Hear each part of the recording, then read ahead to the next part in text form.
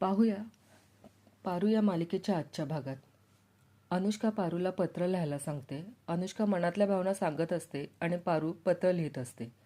प्रिय आदित्य, तुला भेटायच्या अगोदरपासूनच तू मला आवडतोस आणि आत्ता आपण एकत्र आहोत. थोड्याच दिवसात आपल्या संसाराला सुरुवात होईल. हे असं पत्रातून व्यक्त होणं माझ्यासाठी खूप विचित्र आहे, पण मला जे बोलता येत नाही ते लिहून तुला सांगावं म्हणून मी हे पत्र लिहिते. मी कधी एकदा मिसेस किर्लोस्कर होते असं झालंय. तुझी लाईफ पार्टनर. मला माहीत आहे खूप मुली तुझ्यावर जीव टाकतात. तिरक्या नजरेनं अनुष्का पारूकडे पाहते. तू आपला व्हावा म्हणून प्रयत्न करतात, पण मी त्यांच्या आधीच संधी साधली. मी तुला प्रपोज केलं आणि तूही मला होकार दिलास. आता मी कायमची तुझी होईन आणि तू माझा. पारू पत्र लिहिता लिहिता थांबते. अनुष्का पारूला, पारू लिहितेस ना पत्र? पारू, वय. पत्र पूर्ण करून पारू पत्र अनुष्काकडे देते. ती जाणार इतक्यात अनुष्का पारूला, पारू हे पत्र तू आदित्यला नेऊन दे. पारू नकार देते. अनुष्का, नव्या मालकिनीची ऑर्डर आहे असं समजून पत्र आदित्यला दे.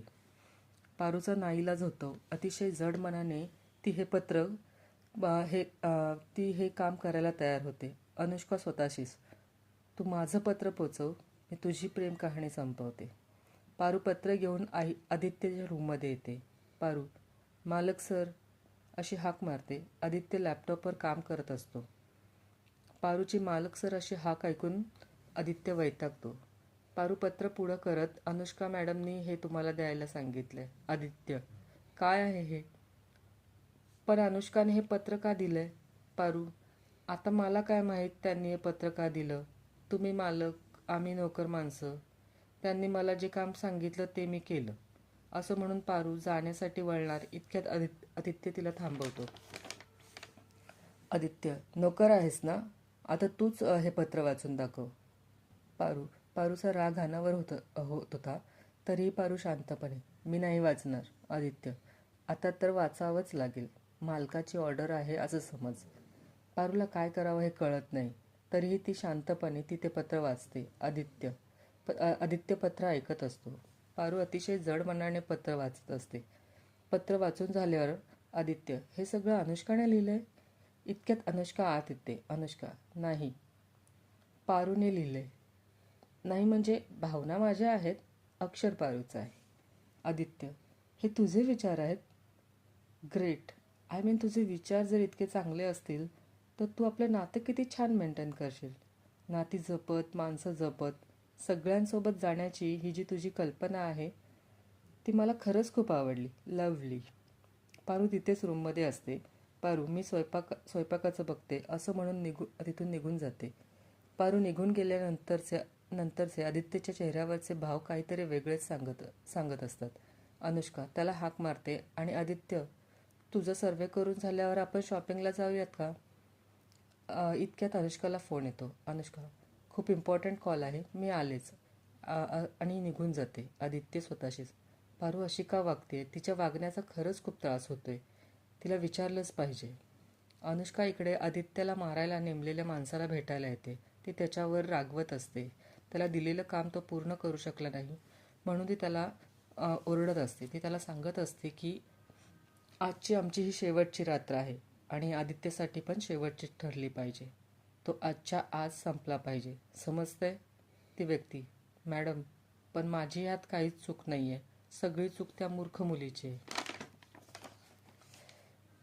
अनुष्का, स्वतःची चूक दुसऱ्यावर ढकलू नको, समजलं? ती व्यक्ती, ती मोलकरीण सतत त्याच्या मागे मागे असते. तिला तेवढं सांभाळा, नाहीतर. अनुष्का, नसेल ती आज इथे. मुळातच आज ती शुद्धीतच नसेल. मी माझं काम करते, तू तुझं काम कर. निघ आता. इकडे पारूचं कामात लक्ष नसतं. इतक्यात तिथे नानू येतो. नानू पारूला हाक मारतो. पारू. पारू दचकते. नानू, अगं काय झालं? तुला घाबरायची काय बी गरज नाही. इथे सगळे मला ओळखतात. इथले दगडन दगड सगळे मला ओळखतात. आणि तुला कशाची गरज लागली तर तुझ्या मंजूळ आवाजात मला प्रेमानं हाक मारायची. नानू. आदित्य किचनच्या दारापाशी उभा राहून पारूला शुकशुक करतो. पारूला तो इशाऱ्याने बाहेर बोलावण्याचा प्रयत्न करतो. आदित्यला पाहून पारू मुद्दाम नानूशी प्रेमानं बोलत असते.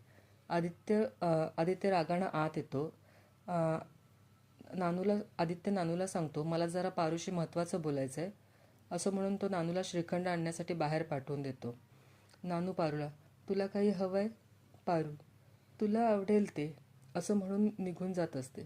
इतक्यात आदित्य रागाने तिला थांबवतो. पारू थांब, काय नाटक सुरू आहे? पारू, काय झालं मालक सर? आदित्य, तू सांग, मला काय झालं? अशी का वागतेस? पारूला पुन्हा आदित्यचं बोलणं आठवतं. आदित्य अतिशय रागानं, पारू मी तुझ्याशी बोलतोय, सांग ना. पारू बाहेर निघून जाते. आदित्य पारू पारू म्हणत तिच्या मागे मागे जातो. पारू आदित्यला, गप्प बसा तुम्ही. आधी मला सांगा, तुम्हाला अनुष्का मॅडम आवडतात की नाही? आदित्य आश्चर्याने, हा काय प्रश्न झाला? पारू, प्रश्न हाय तर हाय, तुम्ही उत्तर द्या मला. जाऊ देत, लग्न ठरलंय म्हणजे आवडतच असणार. साधं एवढ्या प्रश्नाचं सुद्धा उत्तर देता येत नाही तुम्हाला. तुमच्या आयुष्याचं सत्य स्वीकारायला एवढा वेळ लागतो होय तुम्हाला? मला नव्हतं वाटलं तुम्ही माझ्याशी असं वागाल. मी काय समजत होते तुम्हाला आणि तुम्ही काय निघालात? आदित्य गोंधळलेल्या अवस्थेत, अरे तू काय बोलतेस? स्पष्ट बोल जरा. पारू, ठीक आहे, स्पष्टच बोलते. आपण केव्हापासून एकत्र आहोत? प्रीतम सरांसाठी गावाकडे जाऊन राहिलो, ते बी नवरा बायको म्हणून. तुमच्या गळ्यात तुमच्या नावाचं मंगळसूत्र घातलं. पारू आदित्यला मागच्या सगळ्या गोष्टी आठवण करून देत असते. पारू बोलण्याच्या ओघात आदित्यबद्दलच्या तिच्या मनातल्या भावना सांगते की काय, पण इतक्यात पारू स्वतःला सावरते आणि विषयाचा रोग बदलते आणि वेगळंच काहीतरी बोलू लागते. कुठेतरी कुठेतरी आदित्यलाही असंच वाटत असतं की पारू त्याच्यावर प्रेम तर करत नाही आहे ना. तो खूप घाबरलेला असतो. पारू, बोला ना मालक सर, का घाबरलात का तुम्ही? आदित्य, यार, हे काय लावलंय मालक सर? पारू, मुद्दाम मालक सर असं म्हणून निघून जाते.